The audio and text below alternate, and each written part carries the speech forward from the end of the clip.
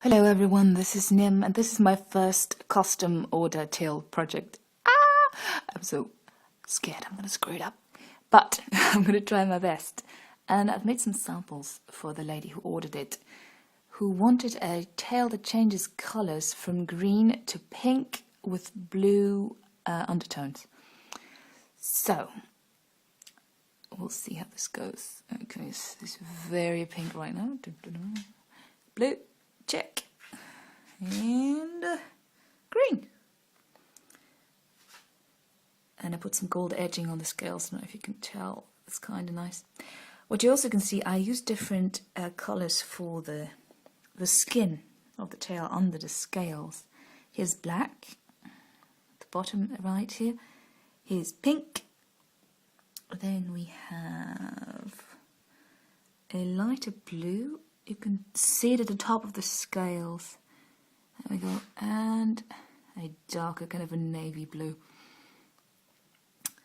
So I sent this to her and we'll see what she prefers. Now, I'm not quite happy with this somehow, so we're going to make some more samples. And since some of you asked how this works, I am going to show you. This is my scale sheet. If we go over here, I sectioned off a little part of it and sprayed it very diligently with separation spray thingy, release agent, there we go, and poured in a thin layer of clear silicone. Now we'll wait for an hour and then we'll get crazy on the pigments, which are over here. Yep, that's how many colours you need for a tail, which is basically only going to be 2 colours plus some shine. It's nuts, isn't it? See you in an hour. And we're back. It's been about 90 minutes since we poured the clear silicone, and now we're going to mix in some pigments. I'll start with the pink. I've decided I'm going to try and make a transition between pink and green, and we'll see how that goes. Now I'll be using 3 different pigments to make this pink, just because the one that comes out of the factory is one not entirely, it's just not, it's a bit flat, so I'm going to see if I can make it a bit more interesting. There we go.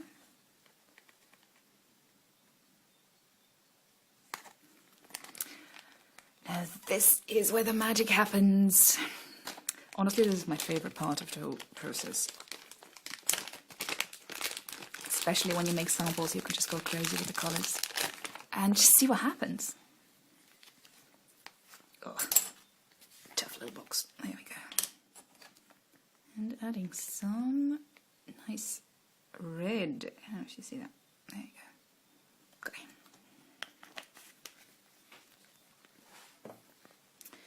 Now we'll mix this all up.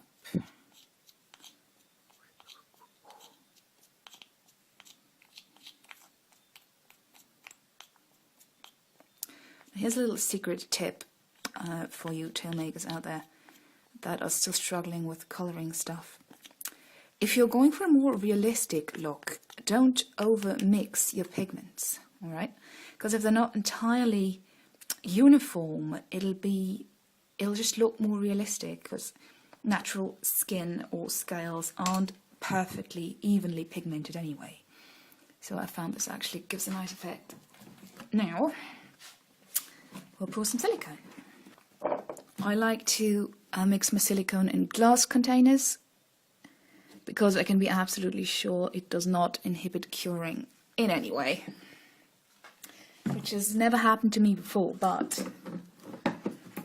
you know, better never than once too many, right? Okay. So I'm going to mix the pigment into part A of the silicone. There we are. And we just dump it all in. Whoop. There you go. And then I mix it very well. It gives this really, ooh, this looks like chewing gum. Ha!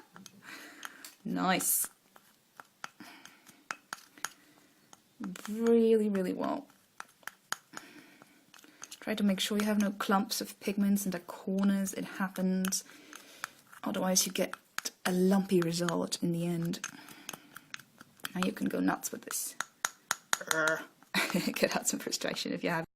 And then my video died. Yay! Sorry guys. That happened. I have no idea why. Anyway, moving on. I applied the pink. I did the same process for the green. I mixed a pearly light green, a dark blue, very saturated one, some gold, and something else. No, I think that's some black. Yes, look at the green I wanted, and I blended them vaguely at the back, and here we are.